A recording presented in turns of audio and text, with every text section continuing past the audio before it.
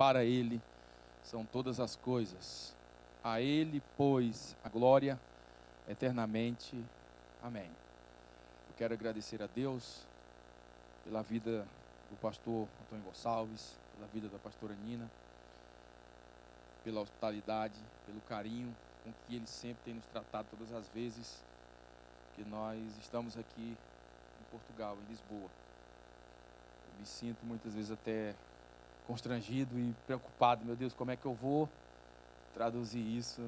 Como é que eu vou me atar agora diante da igreja, diante dessas palavras? Mas eu quero louvar a Deus, espero poder corresponder ao que Deus tem a ministrar ao coração de cada um de vocês que fizeram um esforço de estar aqui nessa noite.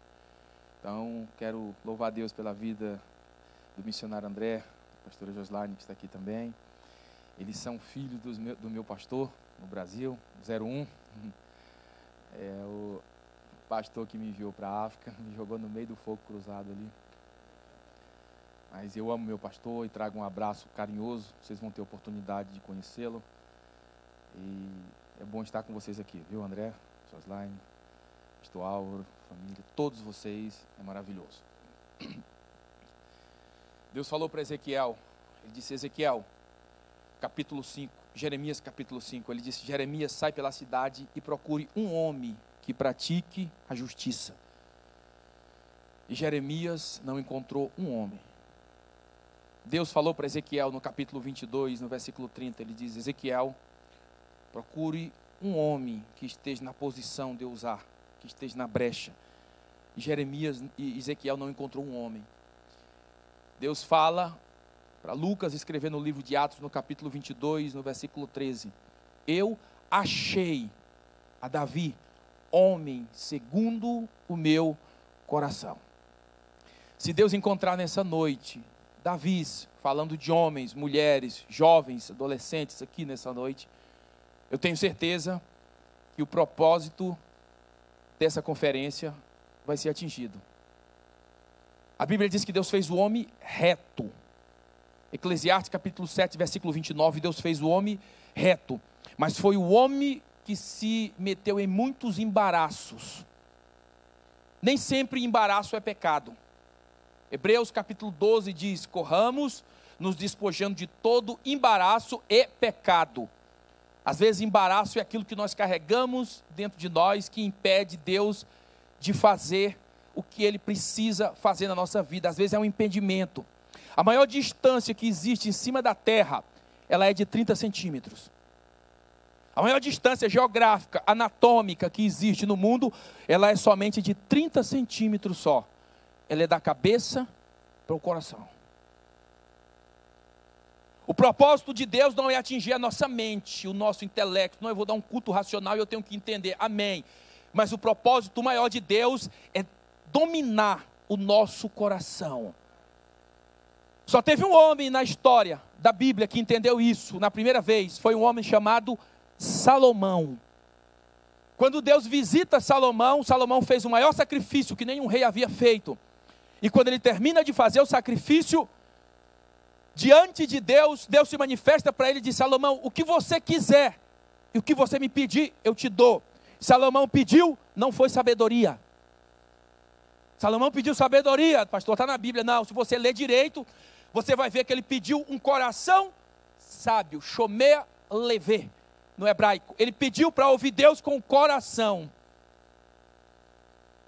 Olha a diferença. E a Bíblia diz que Deus amou a Salomão quando ele nasceu. Peça para ouvir Deus com o seu coração. Lance fora hoje todas as tuas defesas. Lance fora todos os teus argumentos, todas as tuas desculpas. Elas são aceitáveis diante dos homens, mas diante de Deus não. Desnude a sua alma diante de Deus nessa noite. Que essa conferência, eu tenho certeza que Deus, Ele fez tudo isso. O objetivo não são as luzes, não são o local, não. O objetivo de tudo isso que Deus fez é para mostrar o quanto Ele te ama e a clareza do propósito que Ele tem na sua vida. E Ele quer que você entenda isso. E Ele não vai te capacitar para isso, porque Ele já te capacitou. As pessoas dizem que quando Deus chama, Deus capacita. Não, é o contrário. Todo ser humano tem a capacidade de fazer alguma coisa. Quem foi que ensinou um homem a violentar uma criança? Quem foi que ensinou muitas vezes as pessoas a fazer o que é mal já desde pequeno? É a natureza do homem. O homem tem uma capacidade tendenciosa ou para o bem ou para o mal. A capacidade, você nasce com ela, é inata. Agora, a habilidade é eu que desenvolvo. E a capacidade com a habilidade gera entendimento. A Bíblia diz que Deus falou para Abraão que o povo ia passar 400 anos escravo no Egito. O povo passou quanto tempo? 430, porque era escravo e não tinha entendimento. E quando você não tem entendimento do que Deus tem na tua vida, quando a bênção chega, tu pensa que é maldição, tu pensa que é problema, tu murmura, tu reclama, aí tu joga a bênção fora, o outro vai e cata e recebe a bênção. Nem sempre a bênção de Deus vem embrulhado em bênção, nem sempre. A maioria vem embrulhado em tribulação, em prova, em dificuldade, em luta. Mas você tem que desembrulhar. Quando você desembrulha e você vai ver o tanto que Deus te ama, você vai dizer, meu Deus, hoje a minha oração diante de Deus é, meu Deus, por que eu murmurei tanto? Por que eu não fui mais fiel? Por que no culto eu não me derramava mais? Hoje, diante de tudo que Deus tem feito na minha vida, irmãos, quando eu cheguei em Anápolis, na cidade onde o pastor Clarimundo, que é o meu pastor, a cidade da pastora Josdaine, do missionário André, lá em Anápolis, eu cheguei com R$1 no bolso, ninguém me conhecia. Hoje, dificilmente existe uma igreja na cidade que eu não preguei, dificilmente existe um pastor que não me conheça. Sabe por quê? Porque eu entendi que Deus tinha um propósito, e eu queria saber a clareza do propósito. Deus só vai te dar quando você entender. Não adianta você pegar uma manga verde e olhar para ela e comer, e ver uma manga madura e depois não ter apetite para comê-la. Por quê? O sabor da manga madura é diferente do sabor da manga verde. A Bíblia diz que tudo que Deus fez é formoso ao seu tempo. Isso é um pouco complicado de entender. Porque tem crente que está 5, 10, 15, 20, 30 anos dentro da igreja dizendo, eu estou esperando o tempo de Deus. Eu estou esperando o tempo de Deus. E eu quero te dizer uma coisa, Deus não tem tempo. Deus não tem tempo. A primeira coisa que Deus criou na face da terra foi o tempo. Porque quando Ele cria o tempo, Ele está dizendo, nós, eu e você, nós vamos nascer, crescer, viver e morrer. Ele coloca a gente dentro de um ciclo limitado nessa vida. O tempo é o processo para o cumprimento do propósito. Deus não tem tempo, é você que vai determinar, é você que vai dizer o tempo do entendimento. Quando você entender, Deus te dá. Enquanto você não entender, você vai fazer como Ana, Deus me dá um filho, 20 anos orando. Depois de 20 anos ela disse, Deus, se o Senhor me der, eu te dou. Aí Deus mudou a vida de Ana. Tem uns que vai entender hoje, tem uns que vai entender amanhã, tem uns que vai entender só domingo, tem uns que vai entender daqui a 5 anos, tem uns que vai entender daqui a 10, quanto mais rápido você entender, mais rápido você vai se aproximar da bênção e do propósito que Deus tem na tua vida. Abra a sua Bíblia comigo, por favor, no livro de Atos dos Apóstolos, no capítulo 2. E depois, no livro de Joel, no capítulo 2, no capítulo 1. Atos, capítulo 2, o versículo 14 ao versículo 19. Eu vou ler para a gente ganhar tempo. Quarta-feira, irmãos, eu terminei o culto no horário, viu? Mas no horário do Senegal. É 1 hora a menos. Então eu estava tranquilo. Quando o pastor me falou no final, ainda bem que eu estava com a desculpa do relógio. Agora eu consertei a hora, não tem desculpa. Então, acho que até meia-noite a gente termina.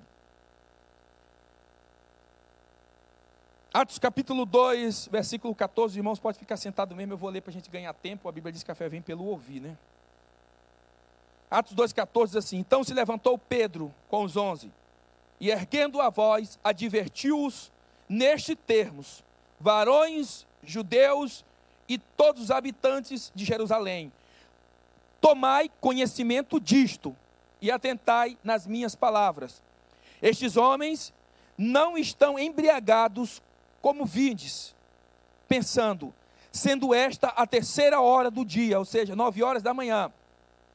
Mas o que ocorre é o que foi dito por intermédio do profeta Joel. E acontecerá nos últimos dias, diz o Senhor, que derramarei do meu espírito sobre toda a carne. Vossos filhos e vossas filhas profetizarão. Vossos jovens terão visões e sonharão vossos velhos. Até sobre os meus servos e sobre as minhas servas derramarei do meu espírito naqueles dias, e profetizarão. Mostrarei prodígios em cima no céu e sinais embaixo na terra, sangue, fogo e vapor de fumo, ou coluna de glória. Toda vez que aparece na Bíblia a palavra fumaça ou fumo, é glória. Agora vamos ler o capítulo 1 do livro do profeta Joel, até o versículo 10. Palavra do Senhor que foi dirigida a Joel, filho de Petuel. Ouvi isto, vós velhos, e escutai, todos os habitantes da terra.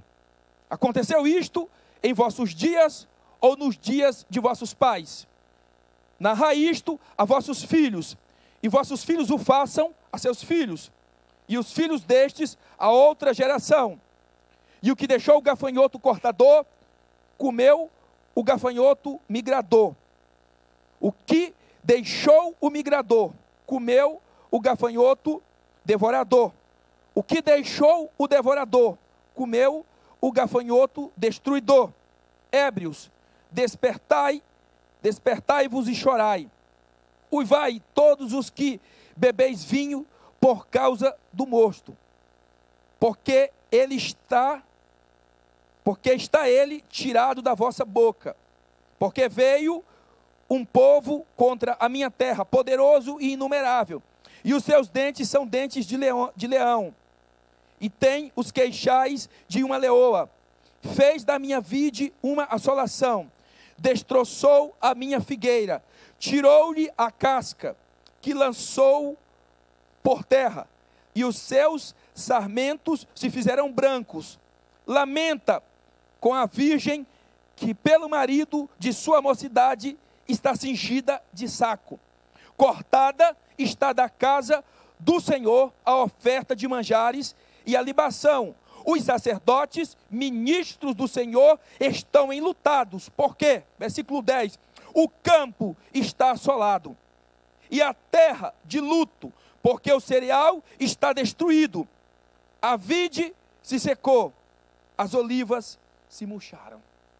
E toda a igreja diga amém. Essa é a palavra do Senhor. Eu tenho certeza que esse tempo que Deus reservou para nós, durante esses 3 dias, são tempo que Deus vai estar desafiando aqui as nossas limitações. Todas as vezes que você luta, Deus aperfeiçoa algo em sua vida. Todas as vezes que você luta, Deus te ensina algo, Deus te adestra para uma luta, para algo que você não tinha habilidade. Todas as vezes que nós estamos na presença de Deus, nós nunca saímos da mesma maneira. Por mais que você não entenda o que está acontecendo no mundo espiritual, existe uma dimensão que está trabalhando ao teu favor, que está trabalhando para o que Deus tem a realizar na tua vida. Existe um propósito de Deus em tudo isso, e sempre que nós reagimos naquilo que glorifica a Deus, as nossas atitudes, elas afetam algo no mundo espiritual.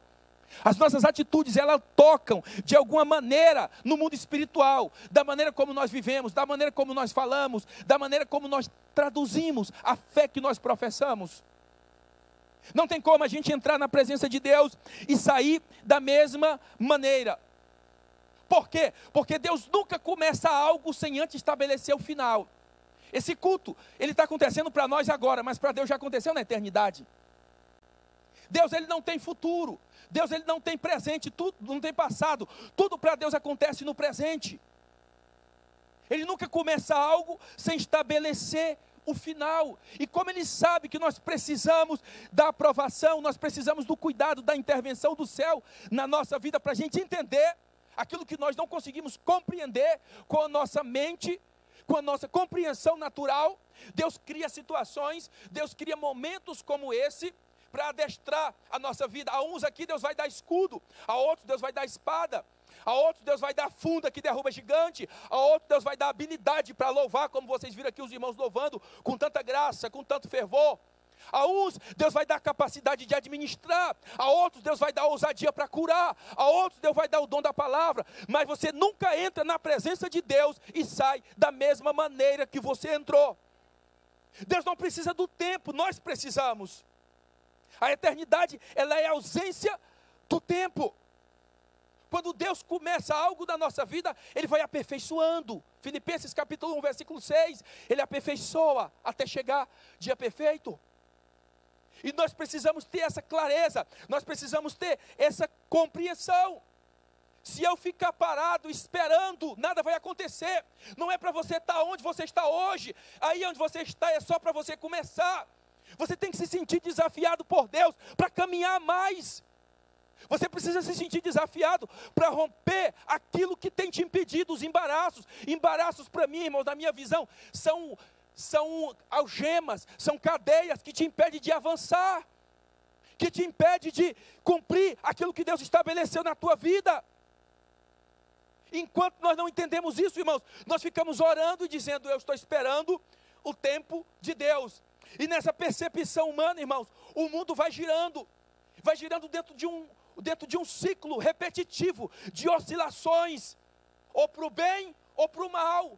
Aí tem dia que eu estou na igreja dizendo, eu sei o que Deus quer da minha vida, eu sei para que Deus me chamou, mas na primeira dificuldade, onde Deus está dizendo, olha, a tua bênção está dentro do embrulho, só que o embrulho está escrito tribulação, prova, dificuldade, renúncia.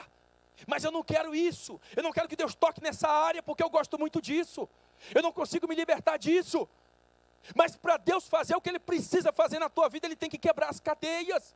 Ele não pode te dar da maneira que você está, ou da maneira que você pensa que você está preparado para receber. É da maneira que Deus entende, é da maneira que Deus sabe. E isso tem que afetar o teu entendimento, porque senão a gente vai ficar oscilando todo o tempo. A vida, ela é um ciclo repetitivo, e há pessoas que dizem que a gente anda em circo, fazendo o povo rir, ou a gente anda em ciclo, produzindo, ou a gente anda em círculo, dando volta no mesmo lugar, andando em cima de uma esteira, a vida toda, sem produzir, sem frutificar, sem entender o propósito.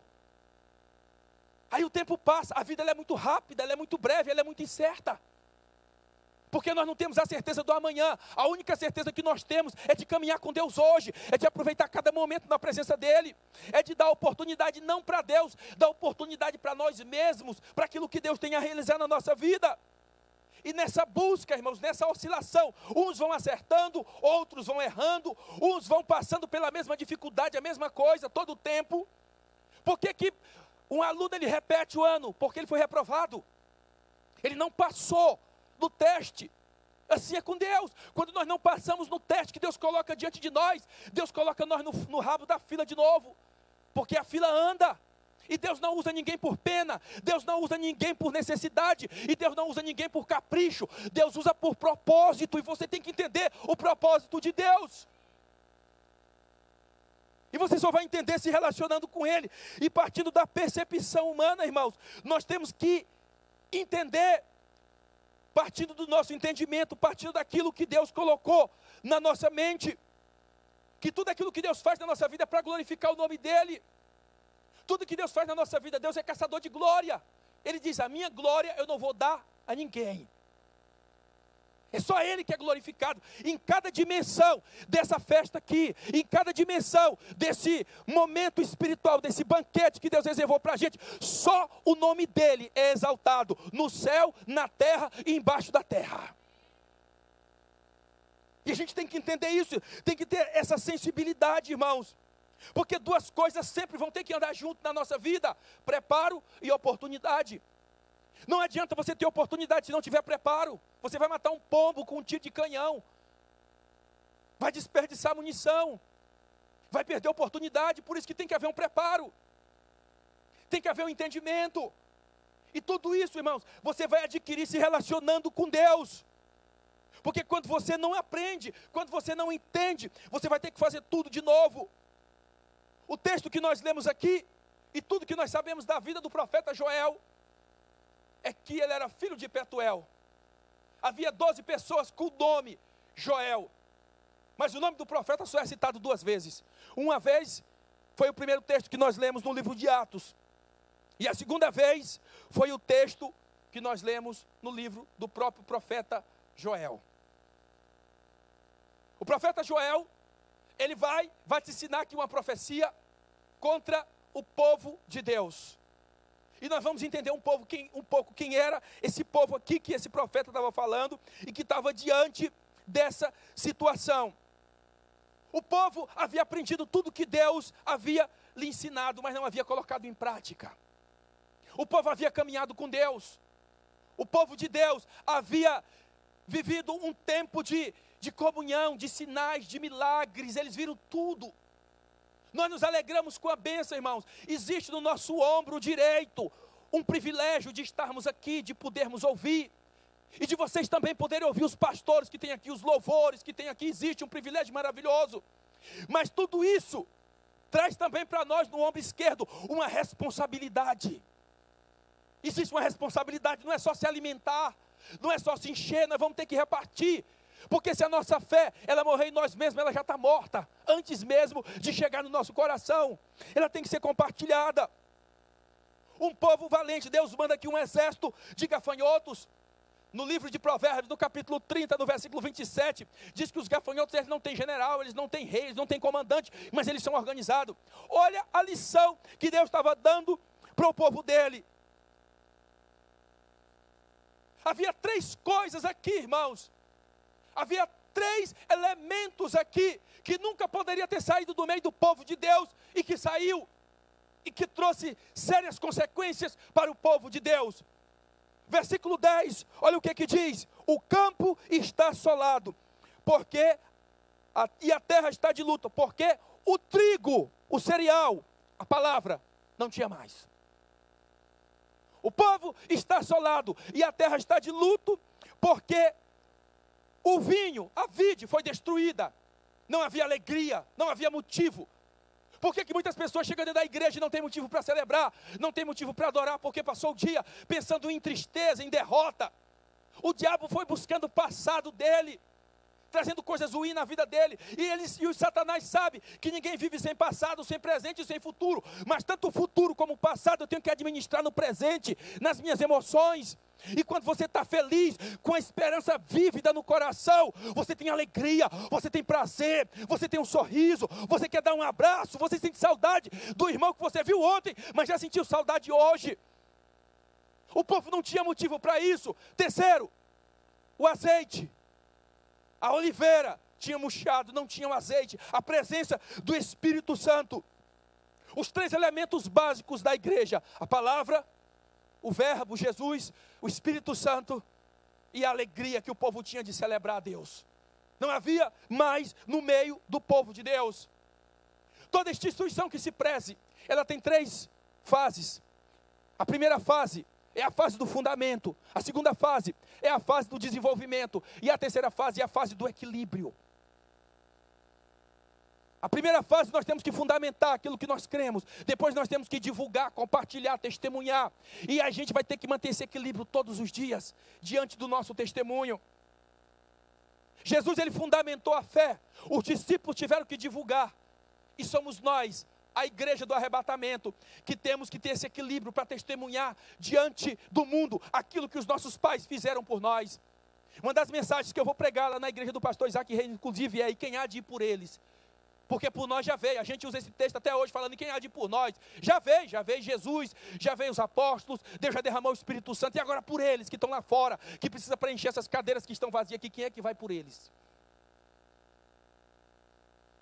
Existem dimensões, irmãos, nas fases que nós temos que aprender. E quando você queima etapa, não tem como. Por que todo judeu é abençoado? Porque ele vive todos os processos da vida. Todos os processos, é interessante.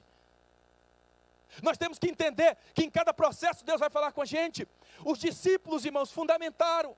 Os discípulos divulgaram. Uns morreram, outros foram esquartejados, outros foram queimados vivos, mas não negaram a fé. E hoje nós precisamos dar prosseguimento a isso. É por isso que nós temos visto tanta dificuldade. Eu não gosto aqui da igreja do pastor Antônio, eu vou para uma igreja que tem aqui perto. Eu não gosto da igreja desse pastor, eu vou para a do outro. Eu não gosto de nenhum pastor, eu abro a minha igreja. Hoje funciona assim. Cada um faz o que quer. Porque vão perdendo os princípios, vão perdendo os valores e vão viver na base do achismo. E perde os princípios. E quando você perde o princípio, irmão, e é interessante isso, sabe por quê? Porque esse dedo aqui, eu não sei se os irmãos sabem, esse dedo aqui é um dos dedos mais importantes que a gente tem. Cada dedo da mão, ele tem uma finalidade. Esse dedo aqui simboliza a doutrina apostólica, os apóstolos. Esse dedo aqui simboliza os profetas, é o que aponta, é o que confronta. Esse dedo aqui simboliza o evangelista, é aquele que prega, aquela palavra que fica no coração, que ninguém esquece. Esse dedo aqui simboliza o pastor, é o que é casado com a igreja, é o que tem aliança. Esse dedo aqui simboliza o mestre, é aquele que tem a palavra de sabedoria, é aquele que remove a sujeira do ouvido. Cada um tem um significado. Só que esse dedo aqui, irmão, se você cortar esse dedo, você perde o tato. Na Bahia tem umas casas, as antigas senzalas, onde ficavam os escravos, e eles colocam ali dentro, tem 2 tipos de tronco. Num tronco, eles colocam o dedão do pé, e no outro tronco o dedão da mão. Num tronco eles apanham, e no outro tronco eles colocavam esse dedo dentro de um buraco e cortavam. Quando o escravo tentava fugir, e ele dizia assim: agora foge, negão, tu está livre. Ele morria sangrando, porque não consegue andar. Não tem tato, você não consegue segurar, ter força. Esse dedo aqui é a doutrina, é a base, é o fundamento. Abraão fundamentou a fé, ele é o pai da fé. Isaac, ele divulgava, a Bíblia diz que onde Isaac ia, água seguia Isaac. Aonde ele cavava, dava água, podia ser no meio do deserto. E Abraão fundamentou, Isaac divulgou, e Jacó foi que teve que ter o equilíbrio. É por isso que a vida de Jacó é cheia de altos e baixos. É por isso que Jacó é o único homem da Bíblia que nasceu lutando, viveu enganando, mas morreu abençoando. A gente precisa entender, irmãos, que existem alguns fundamentos na nossa vida que Deus vai trabalhar. E enquanto nós não entendemos isso, nós vamos viver uma vida desequilibrada. Nós vamos viver uma vida de altos e baixos. Porque quando você entende o propósito, irmãos, é difícil entender o propósito, mas entender é pior do que droga. Vocês não têm ideia, tem noite que eu não consigo dormir. Tem propósito que eu faço na minha casa 7 dias. De jejum, orando, não é pedindo nada não, irmãos, é agradecendo a Deus. Eu passo 5 dias sem dormir, quando eu saio de lá, minha esposa começa a chorar, que ela pensa que eu estou ficando doido, mas ela não sabe o que eu estou sentindo. 5 dias sem dormir, eu fui preparado para isso, no curso de exército, de cabo no exército, eu passei 5 dias sem dormir, sem pregar o olho. Você luta do jeito que você treina. Por que tem gente que anda todo tempo com cara derrotado? Porque parece que ele já se acostumou com aquilo, ele já se habituou. Por que tem pessoa que só gosta de contar testemunho de desgraça, de miséria? É porque minha família está numa situação difícil, eu estou numa luta, ore por mim. Rapaz, levanta a cabeça, olha para o céu, olha para Cristo, de onde vem a esperança, e começa a proferir palavras de bênção. Você se transforma naquilo que você fala, naquilo que você faz. A psicologia diz que nós somos aquilo que nós falamos, que nós pensamos e que nós agimos. E tudo que domina nossa mente norteia as nossas ações. Nós precisamos entender algumas coisas básicas, irmãos. Houve um homem na história que ele disse: nós vamos dominar o mundo e nós vamos dar um salto, chamado Mao Tse Tung. Mao Tse Tung matou mais de 70 milhões de pessoas de fome, querendo dar o grande salto na indústria. Se esqueceu do campo, se esqueceu do trigo, do alimento. Todo mundo vai trabalhar, e quem é que vai plantar? Se esqueceu. 70 milhões de pessoas morreram. Sabe por quê? Porque a base que ele tinha era o livro vermelho, era o livro da imposição, era o livro que era impositivo para eles, era forçado. Dos 45 presidentes que os Estados Unidos teve, o primeiro, chamado George Washington, ele colocou a mão em cima da Bíblia antes de assumir a presidência e disse: sem Deus e sem a Bíblia é impossível governar bem uma nação. Aonde tem o trigo, a diferença ela é muito grande. Aonde tem o trigo, tudo muda. A palavra, o jejum e a oração são os 3 pilares que nós não podemos deixar nunca. Qual foi a última vez que você jejuou? Qual foi a última vez que você tirou um tempo só para orar com Deus? E hoje eu não quero saber de quanto é que vão me pagar. Eu quero saber de estar na presença dEle hoje, agradecendo por tudo que Ele me fez. Agradecer de palavras aqui, irmãos, é muito bonito. E a gente tem que tomar muito cuidado, que o crente mente mais quando ele ora e quando ele canta. Eu vou, vai para onde? O pastor vai te mandando para a África amanhã. Então, não, pastor, eu estou só cantando. É só a música, entenda. Muitas vezes nós não professamos aquilo que está no nosso coração. Nós falamos porque nós nos habituamos a falar. 80% das nossas ações, dos nossos movimentos, são mecânicos. Nós já nos habituamos a isso e vira normal. A gente já não sente mais. Porque a gente não sabe onde foi que Deus ficou. Uma irmã estava falando para mim, pastor, é porque a gente deixou o Espírito Santo, deixou a presença de Deus, e Deus manda a gente voltar aonde a gente deixou. Não foi deixado, não, foi abandonado, foi proposital. Lembra-te de onde caíste, porque tenho porém contra ti que abandonaste o teu primeiro amor. Foi proposital, foi consciente. Você sabia o que estava fazendo. É como a gente fala lá no Nordeste: tu não cheirou plutônio, nem tomou solução de bateria, nem bebeu água de parto. Tu sabe o que tu está fazendo. É porque muitas vezes a força daquilo que está no nosso coração, a força do desejo de fazer o que é errado, muitas vezes fala mais alto. Deus, quando Ele chama o povo dele, Ele deu 613 mandamentos, 613 leis, 365 eram negativas. Simbolizava o ano, era aquilo que o povo não poderia fazer, uma a cada dia do ano. E 248 simbolizava o osso do corpo. Tem 206, mas eles colocaram alguns órgãos, e eles diziam que antes eles contaram e disseram que tinha 208 ossos, contando pelo osso da criança, que tem mais osso do que o osso de um adulto. E eles disseram que os 613 era o que está ligado na nossa prática de vida, dizendo não para o mundo, e o que está intrínseco nos nossos ossos, dizendo sim para Deus. Era isso que era a lei. E quando Deus estabelece a lei, Deus chama Moisés e diz: Moisés, você vai ler essa lei para o povo. Moisés leu a lei, e lá na frente Josué lê também. O povo que Moisés leu foi um, o povo que Josué leu foi outro. O povo que Moisés leu foi um povo ingrato, um povo que morreu no deserto. O povo que Josué leu eram os filhos daqueles que tinham rejeitado a Deus, haviam morrido no deserto. É interessante, irmãos, quando Deus dá a bênção e você não entende. Miriam catou um tamborim quando atravessou o mar e saiu cantando: só Jeová é Deus, só o Senhor é Deus. E as mulheres saíram atrás. 2 meses depois, Miriam estava leprosa, murmurando. Porque muitas vezes nós não entendemos. E se a gente não entender o processo, irmãos, não tem como a gente atingir o propósito. Quando a gente vem para o culto, o camarada pode fazer cair fogo do céu, vai chorar, vai babar, espumar pelo canto da boca, dar salto mortal. Mas quando sair pela porta vai ser do mesmo jeito, porque Deus não quer trabalhar nas tuas emoções, Deus quer trabalhar na tua convicção, Deus quer dar um sentido para a tua vida, um sentido, irmãos, duradouro. Não é um sentido que quando você sai daqui muda, não. Nada tira isso da tua mente. É pior do que droga. Quando eu aceitei Jesus, irmãos, aos 14 anos de idade, minha mãe disse: eu não quero nenhum crente aqui, crente não, protestante, hoje é evangélico, gospel, é bonito. Mas no meu tempo era protestante. Eu pegava a minha Bíblia, eu ia para a frente da igreja. Eu tinha 14 anos, eu ficava sentado ali na frente do culto da igreja batista, a igreja fechada, porque para mim tinha culto todo dia. Mas não era dia de terça, dia de quinta, sábado e domingo. Mas na segunda-feira, de 7 horas às 9 horas, eu estava sentado ali, e eu ficava conversando com Deus, e para mim eu estava cultuando. Olha a mentalidade, irmãos. Mas Deus via aquilo, era aquilo dali que ia formando o meu caráter, a minha estrutura espiritual. Quando eu tinha 15 anos de idade, eu entrava para dentro de uma sala, 4 horas da manhã de sexta-feira, eu saía domingo, 2 horas da tarde, só porque de noite eu ia ter uma oportunidade, e eu tremia, e até hoje tremo quando vou pregar. Sabe por quê? Porque eu tinha temor de estar aqui. Eu não queria pegar o microfone para me emocionar ninguém. Eu queria pregar para dizer: Deus está falando contigo, para mudar a tua vida, para restaurar a tua família, para mudar a tua história. Eu queria entender o que era ouvir a voz de Deus, para transmitir aquilo para a igreja.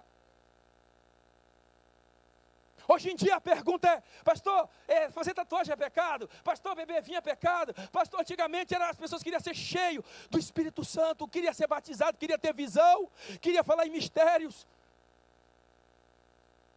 Olha o tanto, irmãos, que nós vamos nos distanciando. E o povo se distanciou de Deus. Quando Moisés dá a lei que Josué vai repetir, Josué divide o povo. Ele pega Raquel e Lia e mais 4 das mulheres, e depois pega o restante das outras mulheres, simbolizando as tribos, os filhos de Raquel e os filhos da serva dela, com Lia, e ele coloca no monte Ebal. Ele pega Leia com os filhos e coloca no monte Gerizim. 6 montes eles proferiam a bênção, e nos outros 6 tribos proferiam a bênção de um monte, e as outras 6 proferiam a maldição. Deus estava dizendo para o povo: existe uma condição para caminhar comigo, se atentamente ouvires a minha voz. Caso a maldição, caso seja quebrada a minha lei, a maldição também vai vir sobre vocês. Olha o povo que Deus havia colocado nessa situação. A obediência, irmãos, são as prescrições de Deus que muda a nossa vida. A obediência são as prescrições de Deus, são os mandamentos de Deus que nos conduz ao lugar da bênção. Obedecer a Deus dá certo. Obedecer a Deus sempre dá certo. Pode ter certeza. Quando nós obedecemos a Deus, as coisas, elas mudam. Quando nós obedecemos a Deus, as coisas, elas acontecem de forma extraordinária. Quando Deus falou algo para Abraão: Abraão, se tu uma bênção. A Bíblia diz que Abraão obedeceu. Por que Deus abriu o mar? Eu já me questionei várias vezes. Tinha tanto lugar para esse povo passar. Por que Deus abriu o mar? Deus tem hora que Ele gosta de caçar confusão com o inimigo também. Deus, Ele não queria abençoar Moisés. Deus, Ele não queria mostrar sinal para o povo. Deus tinha feito uma promessa para Abraão. Olha o tanto que isso é lindo, irmãos. Quando você obedece a palavra. Eu estou falando do trigo. Deus falou a Abraão: quem te abençoar é? Quem te abençoar é? Abençoado. Quem te amaldiçoar é?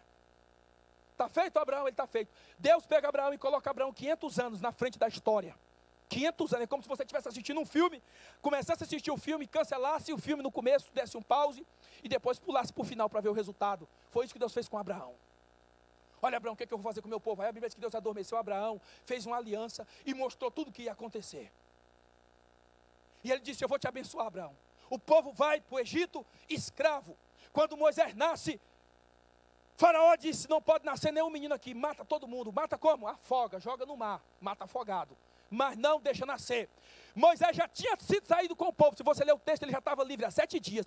Deus manda o povo voltar, coloca diante de 3 situações difíceis. À esquerda tinha o deserto de Baal-Zefon, aonde os inimigos eram violentos, aonde os inimigos, eles eram cruéis. E ele disse: não vai por aqui não tem como, a gente vai morrer. Do lado esquerdo tinha uma montanha chamada Pirairote, que quer dizer beco sem saída. É uma lava de pedra de mais de 20 quilômetros e mais de 20 metros de altura, que não podia transpor, ainda com mulher, criança, animal, menino, velho, era muita gente.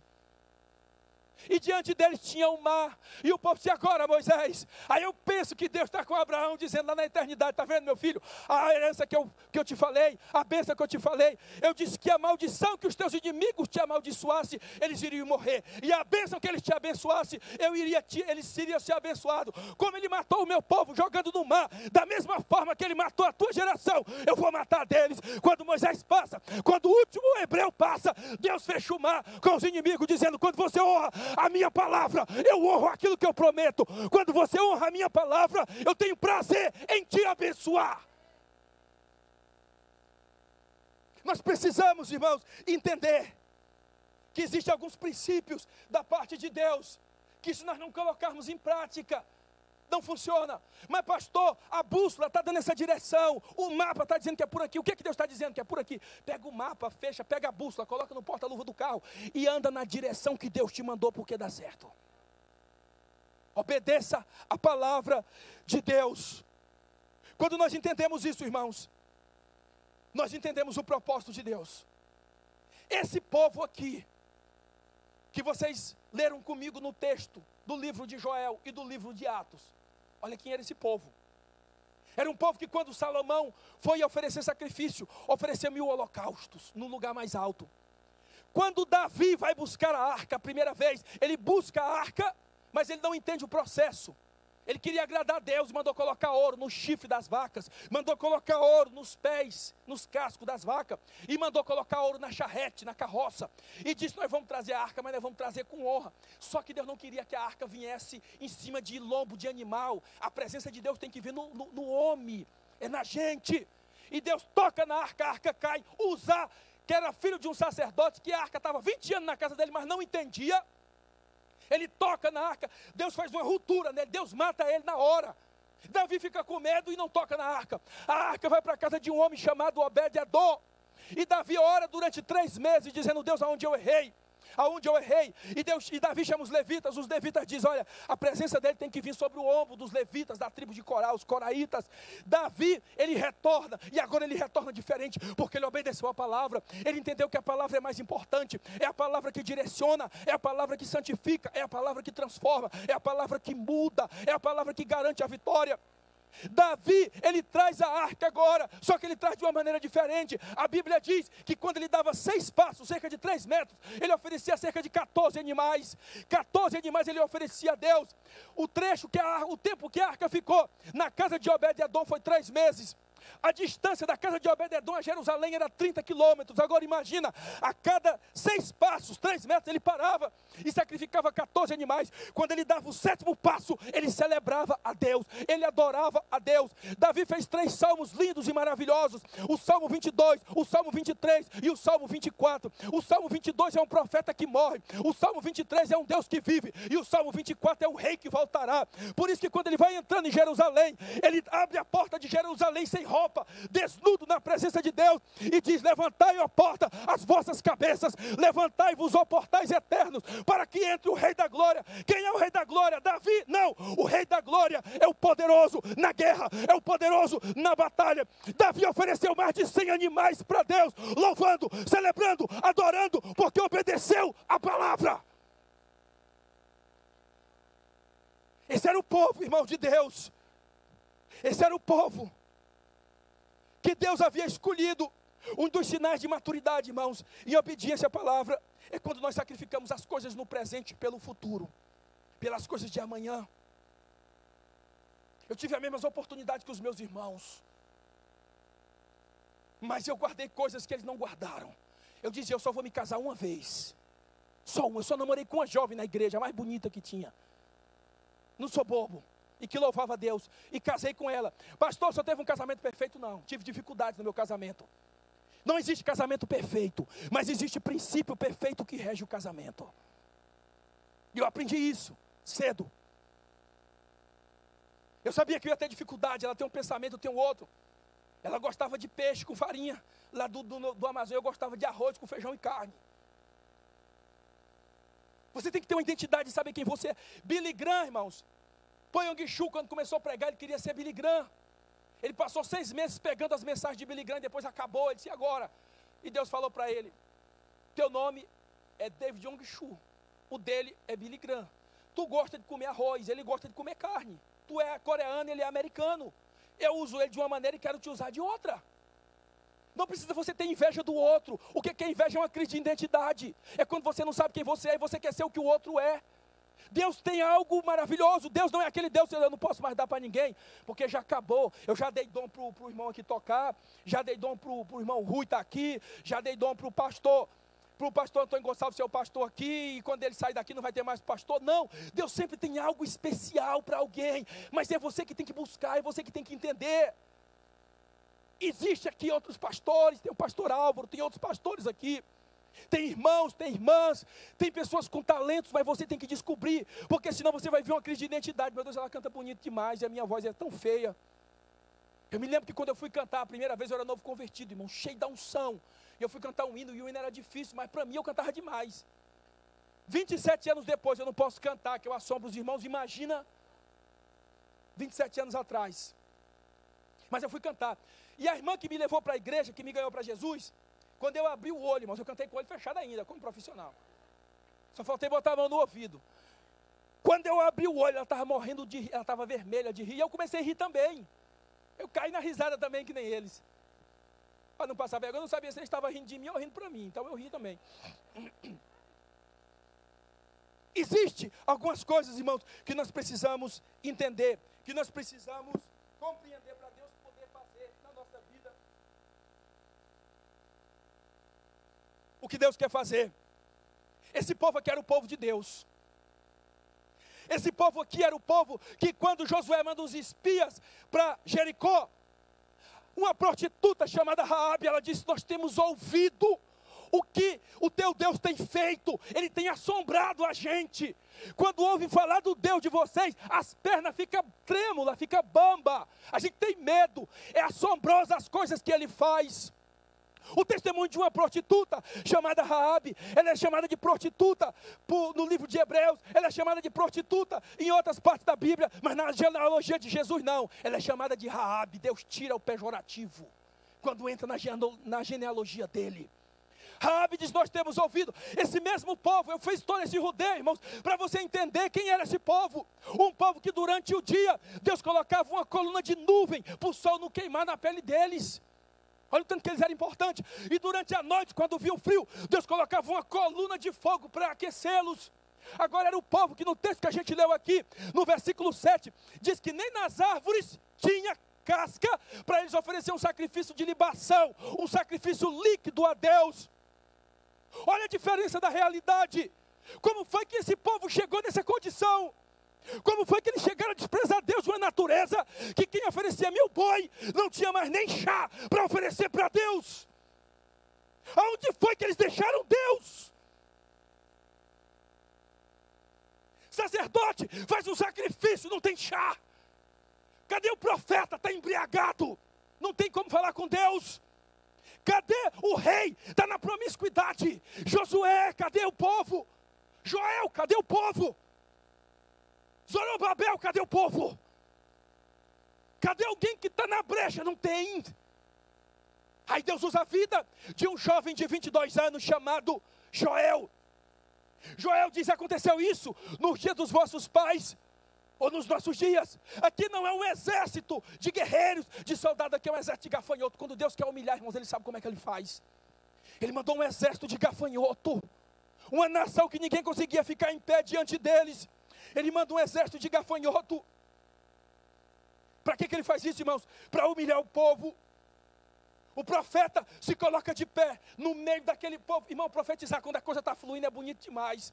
Agora, profetizar diante da situação, irmãos, que o povo estava, agora o negócio aqui é feio. O profeta vai chamar a atenção de todo o povo. Ninguém gosta de ser chamado a atenção, mas às vezes Deus precisa dar um puxão de orelha na gente. Eu me lembro que a minha mãe, quando a gente ia para a igreja católica, eu nunca chupei um bombom dentro da igreja. A minha mãe me dava balinha, bombom de chocolate, e ela tinha um cipó de tamarina, que aquele infeliz ele não quebra.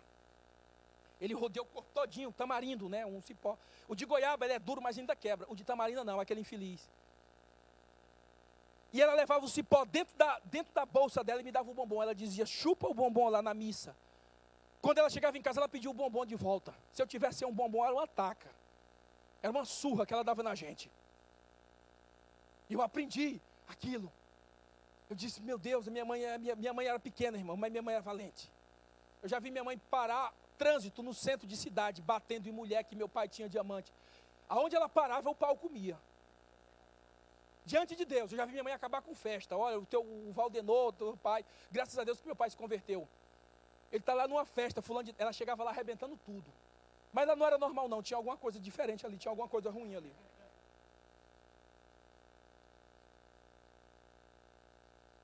O texto diz, no capítulo 2, no versículo 13, rasgai o vosso coração e não as vossas vestes. Atitude. Se deslude diante de Deus. Você não engana Deus, a alma ninguém engana. Você não consegue fugir de você mesmo. Um dia você se encontra, irmãos, e quanto mais cedo melhor. Quanto mais cedo melhor. Se você acredita no propósito de Deus, viva Ele. Se você acredita no propósito de Deus, não perca tempo. Não deixe a vida passar. Para quando você tiver com a idade mais avançada, você olhar para trás se lamentando: eu poderia ter feito isso.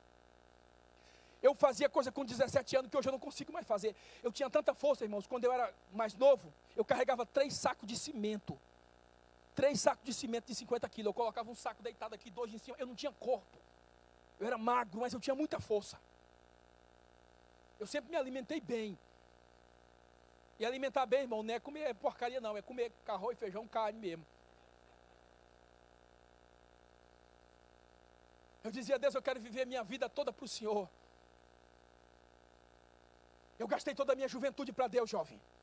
Eu pegava uma caixa de som e eu ia para o canto da rua falar de Jesus. Quantas pessoas eu vi aceitar Jesus e eu não sabia falar nada, irmão, só dizia: Jesus te ama. Quem morreu por ti não foi Maria. Quem morreu por ti foi Jesus, não foi teu pai, não foi tua mãe. Era desse jeito minhas pregações. Mas eu queria ser útil para Deus. Eu queria que Deus visse o áudio aqui dentro. Eu não consigo enganar Deus, ninguém consegue enganar Deus. Não adianta o jovem chegar na igreja dizendo, eu quero que Deus me use porque ele está de olho na menina. Aí ele não quer saber se a menina respeita os pais, se a menina é obediente. Aí a menina sabe que o rapaz está interessado nele, já coloca uma sainha menor para seduzir o rapaz. E tem uns cabos aqui com 14, 15 anos, não pode ver nem perna de mesa. E a menina não ora, e ele não quer saber se a menina é crente, ele não quer saber se a menina trabalha, se a menina é educada, ele não quer saber, ele quer casar. Depois que casa, irmãos, arruma uma tribulação de pai, mãe e parteira. Eu sempre digo para os meus filhos, eu digo, não case com a filha do cão, porque o sogro gosta de visitar a filha. Não case, case com a serva de Deus.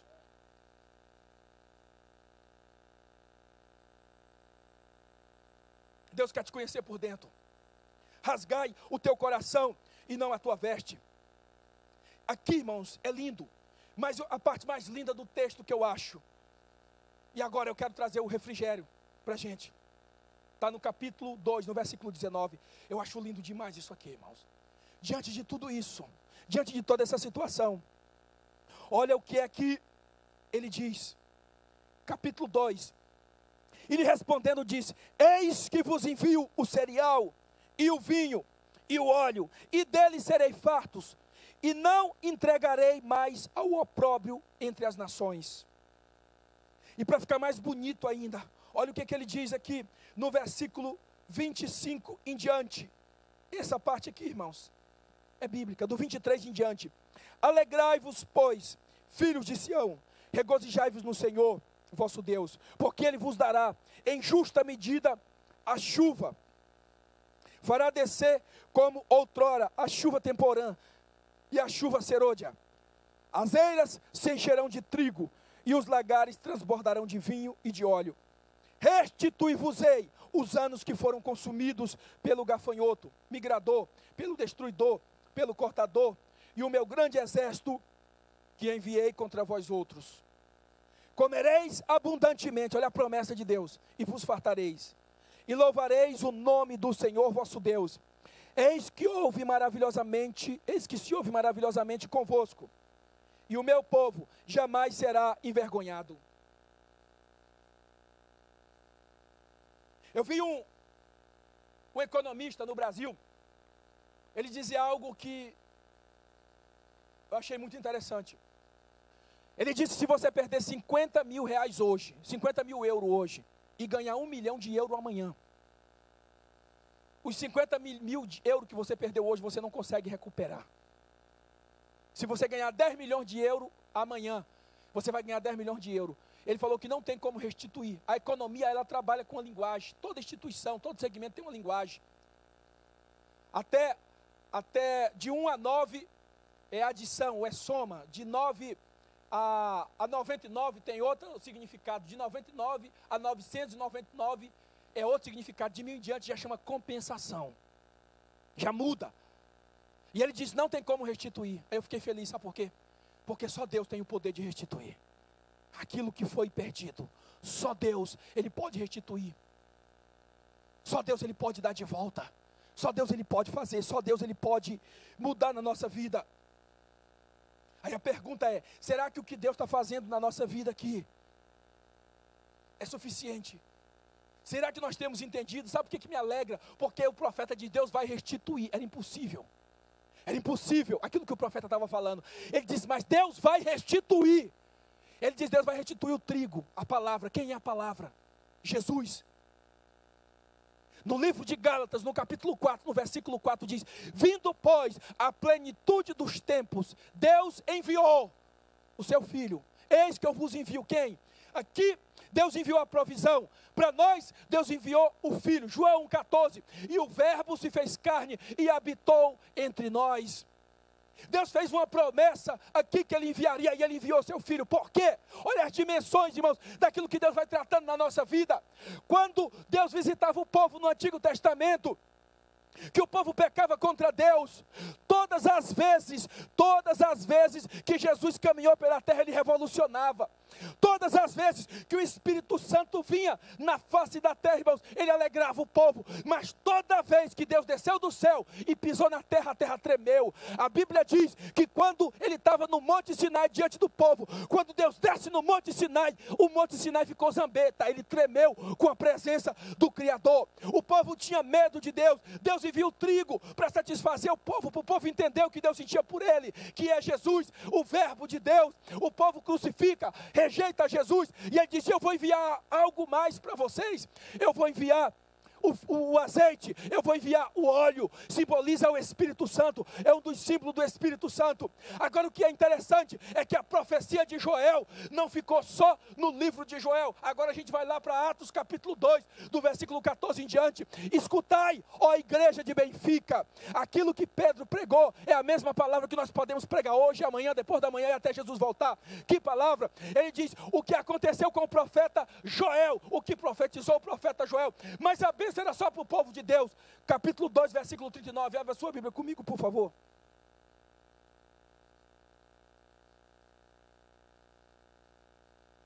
Atos capítulo 2, versículo 39 diz: pois para vós outros é a promessa, para vossos filhos e para todos os que ainda estão longe, isto é, para quantos o Senhor nosso Deus chamar.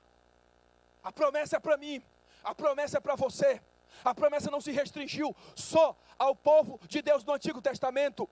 Existe uma dimensão maior daquilo que Deus quer fazer na nossa vida. Existe uma dimensão maior daquilo que Deus quer fazer na minha e na tua vida. Quando Jesus parte para o céu, ele diz: mas recebereis o poder, o dínamos de Deus. A palavra dínamos é dinamite, é o poder que muda, é o poder que transforma. É quando você chega na tua escola que não tem medo de falar de Jesus. Você tem ousadia, você tem autoridade. É quando você chega no teu trabalho, é quando você não tem medo de orar para o enfermo. É quando você não tem medo de falar de Jesus para um professor filósofo, ateu. É quando você resiste a uma cantada de uma mulher bonita, porque a mulher feia a gente repreende no nosso nome mesmo. Eu repreendo no meu nome. Agora a mulher bonita tem que ser no nome de Jesus. É quando você tem entendimento disso. É quando você tem autoridade para isso. É sério, irmãos. Nós precisamos entender que a esperança que Deus colocou no coração daquele povo é para nós. Nós não podemos enxergar, irmãos, além daquilo que Deus colocou no nosso coração, se nós continuarmos com o nosso referencial, com o nosso foco no mal, no erro, no pecado. Nós não vamos conseguir ver além daquilo que Deus tem para nós. Se a gente continuar se lamentando, lambendo ferida, olhando para trás, dizendo: Deus, por que o Senhor fez isso? Por que o Senhor permitiu que meu marido fosse embora, que a minha esposa fosse embora, que o meu filho morresse? A dor é grande, mas Deus tira a dor. A dor é para você entender o que Deus sente quando você se distancia dEle, quando você troca Ele pelas coisas do mundo, pelas coisas da vida. Hoje, irmãos, quando eu ando por aí, eu sempre gosto de andar com alguém, eu nunca gosto de andar só. Eu sempre gosto de andar com alguém comigo. Quando eu vou no Brasil, eu já ligo para alguém: tu vai ficar me acompanhando. Porque eu sei, minha irmã, minha mãe tinha um ditado que dizia: o diabo, quando não vem, manda um secretário com tripa e tudo. E eu me preocupo muito. Eu tenho que olhar no olho da minha esposa quando eu chegar em casa. Eu tenho que olhar no olho dos meus filhos. Eu não saio de casa por oferta. Eu saio de casa, irmãos, porque eu acredito que numa multidão como essa, num aglomerado de pessoas como essa, tem alguém aqui que está dizendo: eu sei, Deus, tu está falando comigo. Eu sei, era isso que eu precisava ouvir. É isso que eu quero a partir de hoje. Não adianta, irmãos, uma conferência como essa, se no final tu não tem mais sede de Deus. Se no final dessa conferência, não precisa nem chegar amanhã ou depois, não. Se hoje mesmo tu não pegar o nome do teu pai, da tua mãe, daquele teu irmão, de alguém que está distante, e dizer: eu vou orar por essa pessoa e vou jejuar durante 30 dias. Eu vou pedir para Deus me batizar. Eu vou pedir para Deus me usar em cura, para Deus me dar visão, para Deus me dar habilidades para me tocar. Não adianta nada, irmãos, se nós ficarmos aqui até meia-noite, até o dia amanhecer, e tu olhar e dizer: ah, entendi, é isso mesmo, que bom. Ou se tu dizer: entendi, Deus, é isso que eu quero para mim. Eu quero caminhar na força do teu Espírito. Eu quero ter força para vencer o pecado. Eu quero ter força para vencer a depressão. Eu quero ter força para vencer o mal. Eu quero ter força para vencer a mim mesmo. Eu quero ter força para me desprezar e jogar as coisas para trás coisa que me maltrata, que me destrói. Eu quero olhar para Ti, eu quero olhar para frente, porque eu sei que existe uma promessa para a minha vida, existe uma promessa para o meu esposo, para o meu filho, para a minha geração, para essa igreja aqui em Benfica, existe uma promessa para essa nação. E qual é a promessa? É que Deus vai derramar, é que Deus vai encher, é que Deus vai fazer, mas nós precisamos estar no local da posição. Ora mandarabassura mandaramanás. Ora mandarabassura mandaramanás. De aparentes derrotas, Deus pode fazer a gente andar em vitórias e em triunfos. De aparentes perdas, Deus pode fazer a gente caminhar em lugares, irmãos, que a gente nunca nem imaginou. Eu não estou falando na geografia, eu estou falando na dimensão do entendimento. Ah, Deus me chamou para me conhecer os 4 cantos dessa terra. Deus não chama ninguém para ser turista. Deus te chamou para te incomodar o inferno. Deus te chamou para te resgatar vidas. A vida só tem valor se ela é vivida por vidas. A vida só tem valor se você se incomoda com o outro. Um culto desse só tem sentido quando você glorifica a Deus e se preocupa com quem está do teu lado. A vida só tem sentido quando você diz: Deus, eu entendi para que é a promessa, para que é o revestimento, eu entendi para que o Senhor me chamou, eu entendi por que eu estou aqui nessa noite. Tem pouco jovem aqui, eu quero mais, eu quero trabalhar com os senhores, eu quero visitar a irmã que não veio, eu quero ir lá naquele hospital, lá onde tem os drogados no meio da rua. Nós não podemos viver em si mesmado aqui. Deus não vai dar poder, Deus não vai dar graça para a gente ficar aqui dentro, sapateando, pulando, fazendo coisas, barulho aqui dentro, não, é lá fora. É quando a gente passa por aquela porta ali. Aqui é para a gente se fortalecer, e lá fora é para a gente guerrear. Deus fez promessa, irmãos, para cada um de nós. A promessa não é só para mim, a promessa não é só para o pastor Antônio, não é só para o pastor Álvaro, não é só para o líder de louvor, não é só para a pastora Josdaine, para o pastor André, para o pastor Rui. A promessa, irmãos, é para todos nós, é para os nossos filhos. Eu fico triste quando eu vejo, irmãos, moças grávidas, antes do casamento, pais olhando, irmãos, com aquela tristeza no coração. Eu fico triste quando eu vejo filhos de pastores nas drogas. E o filho vem do mundo depois, aí pega o microfone e passa 45 minutos falando: é porque eu fui do mundo, porque eu passei por isso, eu passei por aquilo. 45 minutos, quando está encerrando o horário, ele diz: aí Jesus me salvou. Eu fico triste, parece que nós nos habituamos a isso. O nosso testemunho vai ser outro, igreja de Benfica. O nosso testemunho vai ser outro, pastor Antônio. O nosso testemunho vai ser outro, pastor Álvaro. Igreja, irmãos, adoradores do Senhor. O nosso testemunho vai ser: glória a Deus que os meus filhos não precisaram experimentar o mundo. Glória a Deus que o meu filho não sabe o que é colocar um cigarro na boca. Glória a Jesus porque meu filho, ele profetiza. Glória a Deus porque meu filho sabe tocar, porque o meu filho sabe adorar, porque o meu filho sabe testemunhar. Assim diz o Senhor. A promessa é para essa igreja também. A promessa é para a nossa geração, a promessa é para as nossas vidas. Fique de pé nessa noite. Aleluias. Seria bom se não tivesse acontecido o que aconteceu, mas aconteceu. É triste, mas você não pode viver no passado. Você não pode viver preso às circunstâncias. Se recomponha na noite de hoje. Não espere terminar para você fazer uma aliança, um propósito com Deus. Não enterre aquilo que Deus te deu. Não jogue fora aquilo que Deus te deu. Deus conta com você. O mundo lá fora está um caos. As pessoas estão morrendo sem Deus, sem ter a oportunidade que você tem todos os dias de estar aqui.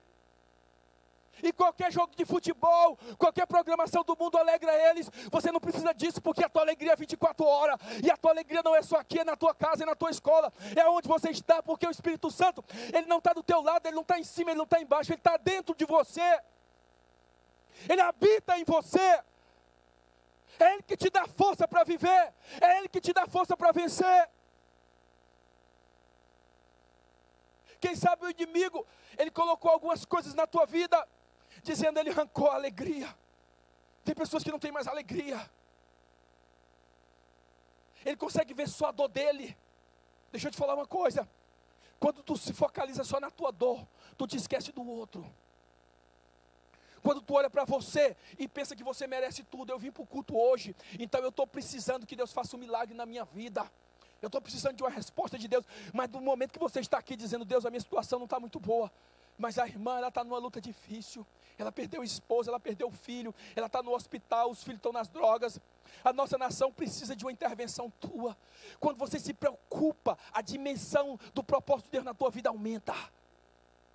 Quando você se preocupa com a dor do outro, a Bíblia diz que quando Davi perdeu o filho dele, do pecado que ele cometeu com Batseba, Davi ele ficou insensível, irmãos, a Deus. Tem gente que diz que Davi se arrependeu. Não, ele não se arrependeu logo. Ele passou 11 meses para se arrepender. Quando a criança nasce, Deus colocou enfermidade na criança, e a criança está prestes a morrer. Davi passa 7 dias ali, irmãos, orando, pedindo a Deus: Deus, não mata a criança, não mata a criança. Ele não ia no banheiro, ele não se alimentava, ele só fazia chorar e clamar a Deus, durante 7 dias, depois de 7 dias, Deus matou a criança. Quando ele ouviu os soldados, os oficiais dele, no palácio, cochichando, ele entendeu que a criança tinha morrido, e ele se levantou, tomou um banho e pediu comida. Mas o senhor estava agorinha chorando, numa tristeza porque a criança tinha morrido. Ele disse: pois é, eu vou até ela agora, ela não vai poder voltar até a mim. Mas ela morreu, mas não levou toda a dimensão do propósito de Deus na minha vida. Existem promessas de Deus que ainda não foram cumpridas. Sabe o que eu acho lindo, irmãos? Quando o Davi peca, que ele entende o pecado dele. O historiador diz que ele está no trono. Ele está ali no trono sentado. E quando o profeta Natan chega e conta a história da ovelhinha que o rico tomou, para não matar nenhuma da dele, deu a única ovelhinha que aquele camponês tinha. E ele matou a ovelhinha e deu para ele. Ele disse: esse homem é digno de morte. Ele disse: tu és esse homem. Davi manda o profeta sair da sala. Saia daqui. A coroa rola no chão, e ele tira todas as vestes. Tem um historiador que se atreve até a dizer que Davi pegou uma adaga para se matar. E quando ele pega aquela adaga, ele começa a chorar. Se você for ler o Salmo 51, Deus não transformou o coração de Davi. Eu acredito que naquele salmo, Deus colocou um coração, foi ali que Deus colocou o coração que Davi teve, segundo o coração de Deus.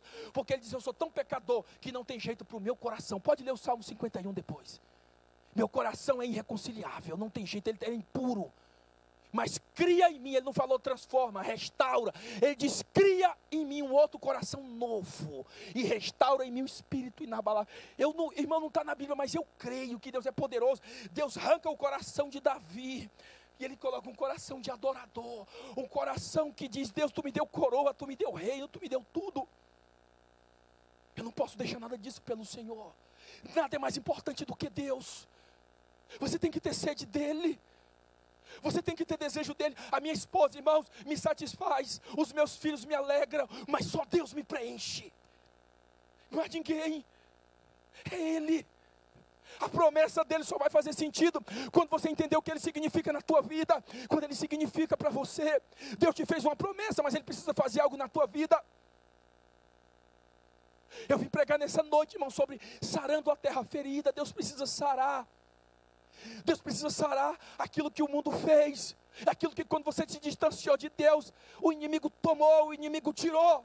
Deus está dizendo: eu tenho poder para restituir, meu filho. A promessa não morreu, o sonho não morreu, ainda está vigente. Deus está dizendo: eu quero que você tenha uma atitude. Eu quero que você mude. Eu quero que você renuncie o pecado. Não guarde pecado de estimação.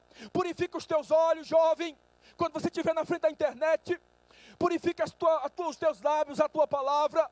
Gaste tempo na presença de Deus. Não vá pensar que Deus vai fazer alguma coisa na tua vida tu passando o dia todo no WhatsApp, na internet, chegar no culto aqui e oferecer 2 cançãozinhas magas para Deus. Deus não trabalha assim. Deus é um Deus de relacionamento. Deus quer o teu coração, mas Ele quer por inteiro. Ele quer por completo. O diabo levou tudo, irmãos. Eu costumo dizer que aqui tinha 5 gafanhotos. O texto diz que tem só 4, eu acrescentei mais um. Tem o cortador, o migrador, o destruidor, o devorador e o ciscador. O ciscador é aquele que quando não tem mais nada, ele ainda cata o resto que tem, o que fica ali, ó. O diabo, ele não tem misericórdia. Ele tira tudo. Aonde ele toca, ele mata. Aonde ele toca, ele destrói. Aonde ele toca, ele adoece, ele apodrece. E Deus, aonde Ele toca, Ele vivifica. Para isso se manifestou o Filho de Deus, para desfazer as obras do diabo. Eu não sei o que foi que o inimigo colocou na tua mente, eu não sei o que foi que ele colocou no teu coração, eu não sei qual é a sentença que tem na tua vida, mas eu vim aqui nessa noite, na autoridade do nome de Jesus, dizer que há esperança para a tua vida. Deus pode restaurar a tua vida, Deus pode revolucionar a juventude dessa igreja, Deus pode revolucionar as mulheres dessa igreja, Deus pode revolucionar os homens dessa igreja. Nós só precisamos entender que a promessa ela é para nós, mas nós precisamos conhecer o dono da promessa. Aleluia. Eu gostaria de orar nessa noite, gostaria de convidar o tecladista aqui, para fazer um sonzinho aqui para a gente. E eu gostaria de orar por você. Qual foi a dimensão? Qual foi? Tire o foco da tua dor, tire o foco daquilo que te maltrata, não se alimente das coisas que te maltrata, que te destrói. Não deixe o inimigo te acusar, não deixe o inimigo destruir aquilo que Deus colocou, aquilo que Deus fez. Como bem disse o pastor Antônio Gonçalves aqui no começo do culto, a nossa vitória ela está garantida. Não é se vai dar certo, não é se Deus vai fazer, não existe essa possibilidade. Ele venceu na cruz, e se Ele venceu, está vencido. Se Ele venceu, não tem mais o que contestar. O apóstolo Paulo, irmãos, ele escreveu 13 cartas. Eu acho muito lindo isso, e eu vou finalizar com isso. Ele escreveu 13 cartas. O maior apologista da fé cristã, o maior missionário, o maior pregador do Novo Testamento. Ele escreveu 13 cartas e fez uma canção. A única canção que ele fez é os 3 versículos finais do capítulo 11 de Romanos. Ó, profundidade das riquezas insondáveis. E ele vai começando a falar e ele termina dizendo: porque dele, por ele, para ele são todas as coisas. Sabe o que eu acho lindo? Que existe uma canção que era o hinário da igreja primitiva. Sabe qual era o hinário da igreja primitiva? A igreja primitiva não orava como nós oramos. A metade da igreja, até porque não tinha templo. O templo já foi feito já na era do imperador Constantino, em memória, ou o nome da mãe dele, Santa Helena, que hoje é Helena. Santa Helena, que virou santa. Que de santa não tinha nada, aquilo era de irmã telada mais do que. Mas ele fez o templo em memória à mãe dele. A igreja primitiva, a metade orava de joelho, e a outra metade ficava de pé esperando os guardas vinham, vendo se os guardas vinham, se eles vinham com uma tocha de fogo ali no meio dos túneis, das catacumbas, para o povo poder fugir. Paulo agora está preso na igreja de Filipos, porque tinha expulsado um demônio de uma mulher. Sabia que tinha promessa para ele, que Deus ainda tinha que fazer muita coisa na vida dele, mas estava preso. E ele escreveu, e essa canção, irmãos, eu acho linda demais. Sabe qual é a canção? Porque ele, subsistindo na forma de Deus, não tomou por usurpação ser igual a Deus, antes aniquilou-se a si mesmo, tomando a forma de homem. Por quê? Porque ele sabia que o alto não ia dar conta, ele sabia que o Álvaro não ia dar conta, ele sabia que você não ia dar conta. Ele tomou a forma de homem, porque ninguém podia pagar o preço. As promessas haviam morrido na mentalidade humana, e Jesus vem, e ele morre na cruz. Eu acho lindo, porque quando Paulo está escrevendo aquilo, irmãos, ele está preso. A epístola da alegria, ele está preso, algemado, a um homem, a um soldado. E eu imagino que quando ele escreve, por que ele escreve várias vezes a alegria? Pô, isso não está na Bíblia, mas está na minha mente. Eu penso que é isso. O diabo dizendo: olha o que foi que tu fez, valeu a pena? Tu está preso. Cadê os teus parentes? E ele: alegrai-vos no Senhor.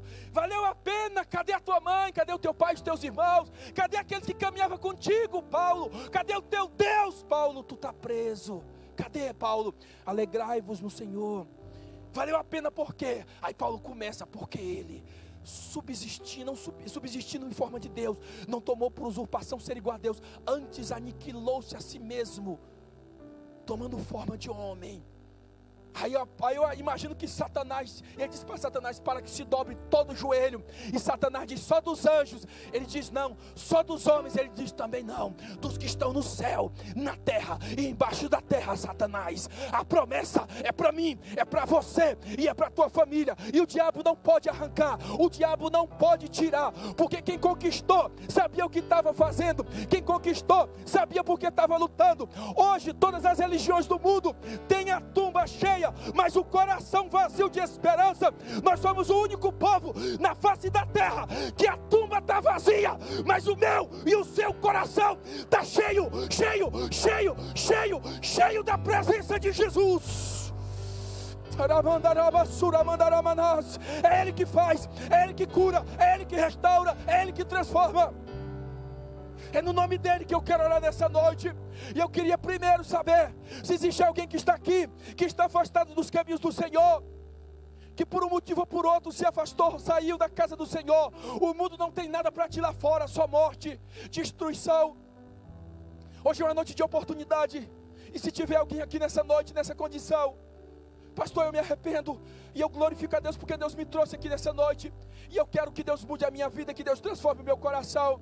Se tiver alguém aqui nessa condição, irmão, saia do seu lugar. Foi para você que eu vim aqui, foi para você que eu vim, foi para você que Deus me trouxe. Saia do teu lugar e vem aqui à frente. Se alguém quiser entregar a sua vida para Jesus. Pastor, eu não entendi esse amor, eu não entendi, eu pensava que era só uma religião, eu pensava que era só mais alguma coisa, e eu procurei preencher meu coração com bebida, com mulher, com fumo, com cigarro, com as coisas do mundo. Eu quero esse Jesus para mim, Ele está aqui nessa noite de braços abertos te esperando. Tem alguém aqui nessa noite? Se tiver, saia do seu lugar, que eu quero orar por você. Aleluias. Eu não quero insistir muito, irmãos, porque a gente não tem muito tempo. Aleluias. Eu quero orar nessa noite também, irmão, já que não tem ninguém, então amém, a igreja, vamos orar pela igreja. A conferência é para a igreja. Tem alguém aqui nessa noite que deseja ser revestido da presença de Deus? Tem alguém aqui nessa noite que quer que Deus faça algo na tua vida? Hoje nós cantamos, nós louvamos ao Senhor, nós ouvimos a palavra. Alguém que sabia o que Deus estava fazendo na tua vida, mas por um momento ou por outro, por um descuido, você esfriou na fé, você perdeu a esperança, você não consegue mais entender as promessas. Mas você sabe que Deus te ama e que Deus tem um propósito especial na tua vida, mas Ele precisa te revestir. Ele não pode te dar na condição que você está, porque se Ele te der, Ele vai te destruir.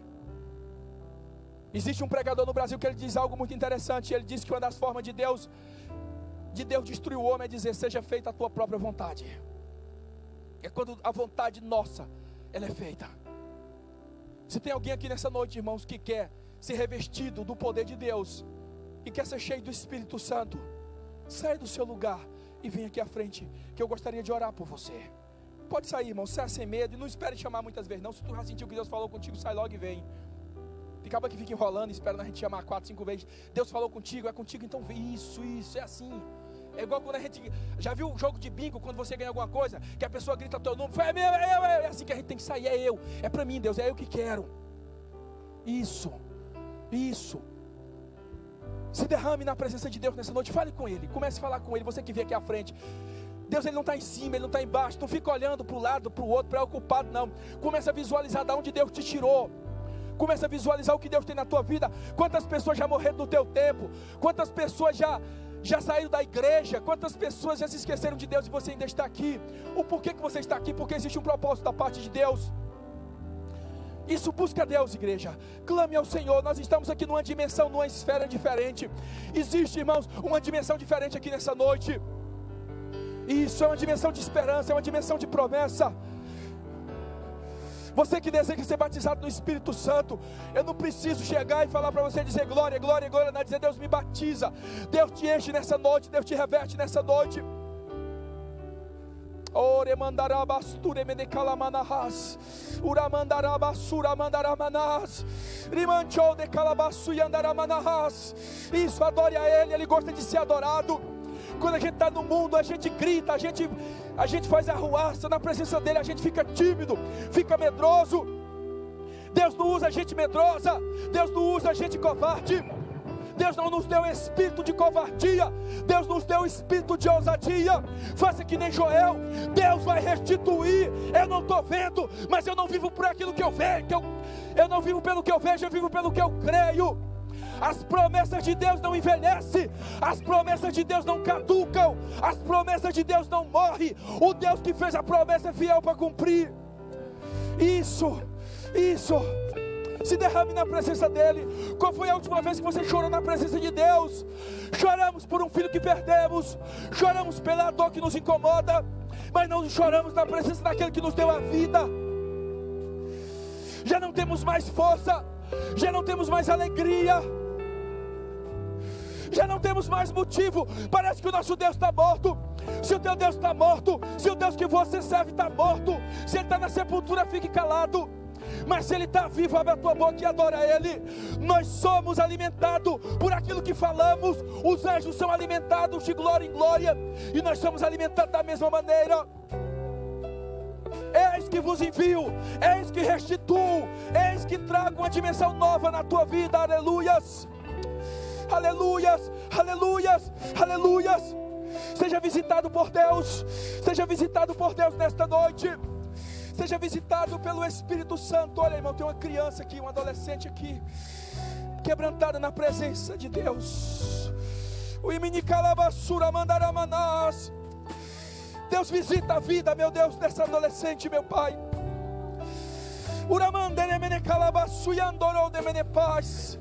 Transforma ela, meu Deus, numa despovoadora do inferno. Enche ela do teu Espírito Santo agora, meu Deus, em nome de Jesus. Batiza Espírito Santo e reveste agora, em nome de Jesus, em nome de Jesus. Isso, Deus te reveste agora, Ele tem um propósito na tua vida, em nome de Jesus. Isso, na autoridade do nome de Jesus, recebe agora, em nome de Jesus, aleluia. Não tenha medo de Deus, aleluias, aleluias. Deus maravilhoso, ministra no coração, meu Deus, da tua filha, trazendo de volta as promessas, meu Deus, fortalecendo o ânimo e a alegria de te servir. Restaura, meu Pai, em nome de Jesus. Em nome de Jesus, meu Deus, visita a vida do teu servo. Ministra no coração dele, meu Deus. Ministra, meu Deus, em nome de Jesus. Em nome de Jesus, meu Deus. Batiza, meu Deus, no teu Espírito Santo. Recebe em nome de Jesus o revestimento de Deus. Isso, fala mistério com Deus agora. Em nome de Jesus, é Jesus que batiza.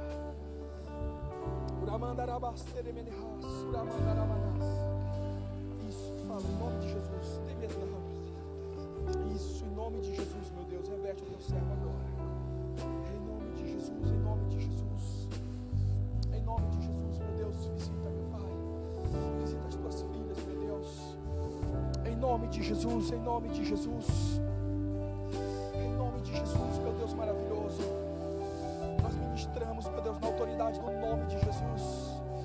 As promessas que o Senhor fez, meu Deus, que não se esqueceu. Traz de volta, traz a memória, meu Deus. Na autoridade do nome de Jesus. Na autoridade mandorou de calabaçura mandará nas portas, meu Deus. Porta, meu Deus, todos os laços, meu Pai. Ministra a cura, meu Deus. A liberdade, meu Pai. A alegria, meu Deus. Em nome de Jesus. Em nome de Jesus, meu Deus. Só o Senhor pode fazer, meu Pai. Aquilo que o mundo, meu Deus, fez.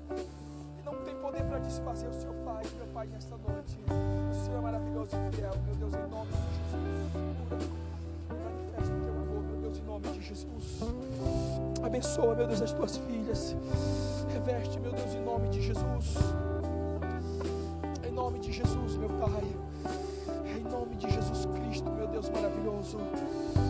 Em nome de Jesus. Toda a igreja levante as suas mãos para cá. Toda a igreja. Em nome de Jesus. Nós já estamos terminando, irmãos.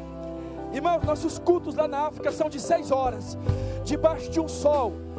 Às vezes a sensação térmica é 55 graus.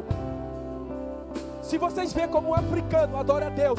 Um africano, quando ele adora a Deus, ele não perde nada de Deus. Ele só exalta o Senhor.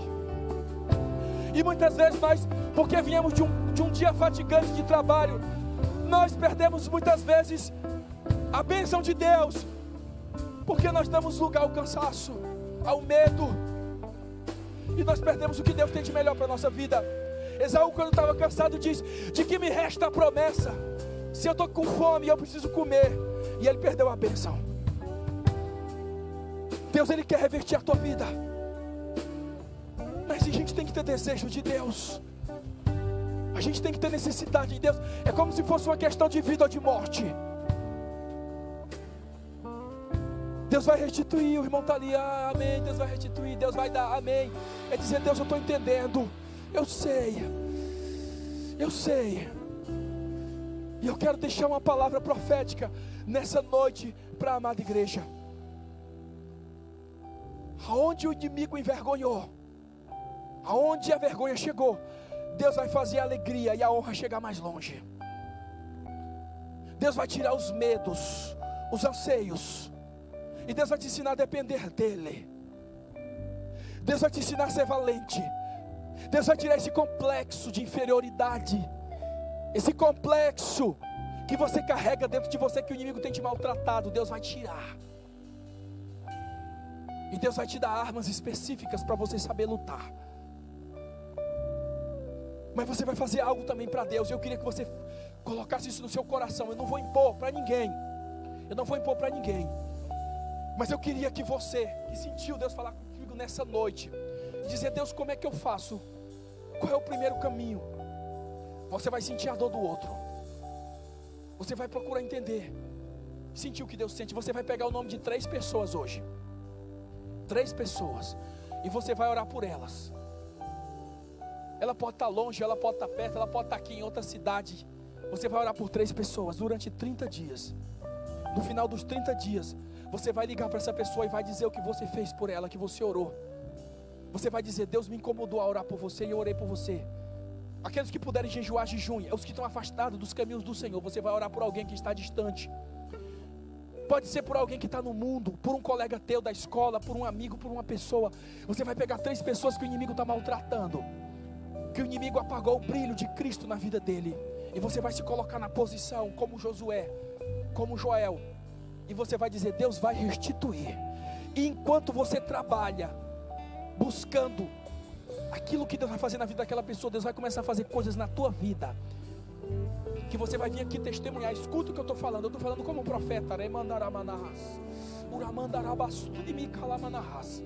Enquanto você está trabalhando pela vida do outro, você está se doando, Deus está trabalhando em áreas na tua vida que estavam amortizadas, amortecidas, e Deus vai fazer frutificar aquilo que não frutificava mais. Escute isso, jovem, moça, rapaz, homem, mulher, senhor, não importa a tua idade. Para Deus o que vivifica o homem é o espírito, é a alma, é o desejo de fazer. Pastor, eu tenho 65 anos. Deus vai te fazer ter o vigor de um de 15, a mesma alegria para fazer. Mas você vai orar por 3 pessoas, 3 pessoas, e você vai testemunhar no final. Antes do final, Deus vai fazer coisas grandes na tua vida. E você vai vir aqui e vai dizer: pastor, eu queria contar um testemunho de vitória. Deus me deu um carro. Não, Deus tem carro para te dar a botão. Deus tem muitos. Ah, Deus me deu uma casa. Deus tem muitas. Deus vai te dar coisas, experiências que você nunca teve. Deus vai te incomodar. E quando Deus te acordar de noite, de madrugada, não é para tu ir no banheiro, não. Deus vai te levantar, é para você orar, é para você falar com Ele. Tenha a sensibilidade dEle. Em nome de Jesus, levante a sua mão para cima. Eu quero ministrar na tua vida, mas antes de Deus me ministrar, eu quero falar para os irmãos que vieram aqui à frente. E eu gosto muito de falar isso, porque é o que Deus ministra ao meu coração. O diabo, Deus ele não dá prato de comida para ninguém. Quem dá prato de comida é o diabo. Ele dá prato de comida para as pessoas. Deus ele não dá prato de comida. Deus ele só dá banquete. E o banquete que Deus dá muitas vezes é no deserto. É onde alguém morreu. É onde alguém disse: eu não dou conta, eu não consigo, eu só consigo ir até aqui. É lá que Deus diz: caminha comigo até aqui, que eu vou caminhar contigo até o ponto do propósito. O diabo dá com uma mão e tira com 2. Deus dá com 2 e a Bíblia diz que Ele acrescenta mais e mais.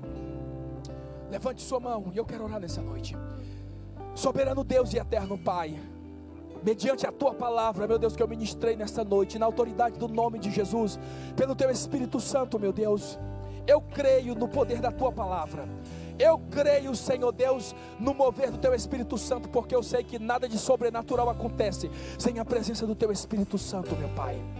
Eu creio, meu Deus, que é o Senhor que faz, é o Senhor que toca. E na dimensão espiritual, meu Deus, o Senhor está trabalhando em favor da Tua igreja e em favor dos Teus filhos que estão aqui nesta noite. E na autoridade do nome de Jesus, meu Deus, eu quero profetizar.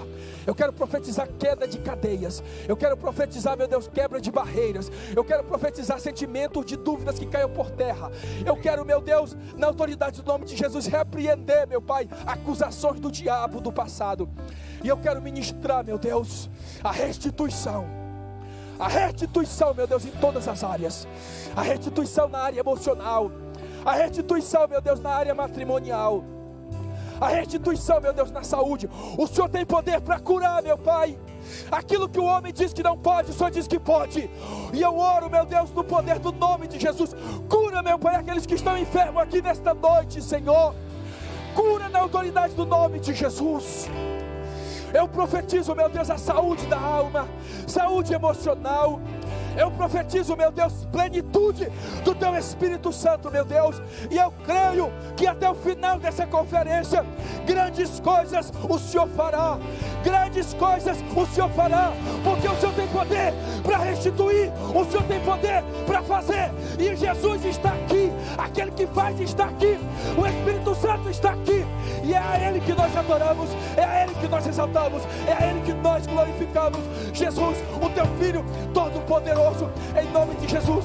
Aquele que crê, aquele que crê, aquele que entendeu, levante as suas mãos para cima e dê uma salva de palmas para Jesus nesta noite, em nome de Jesus, aleluia. Continue adorando a Ele, continue adorando a Ele, continue louvando a Ele em nome de Jesus, aleluia. Muito obrigado.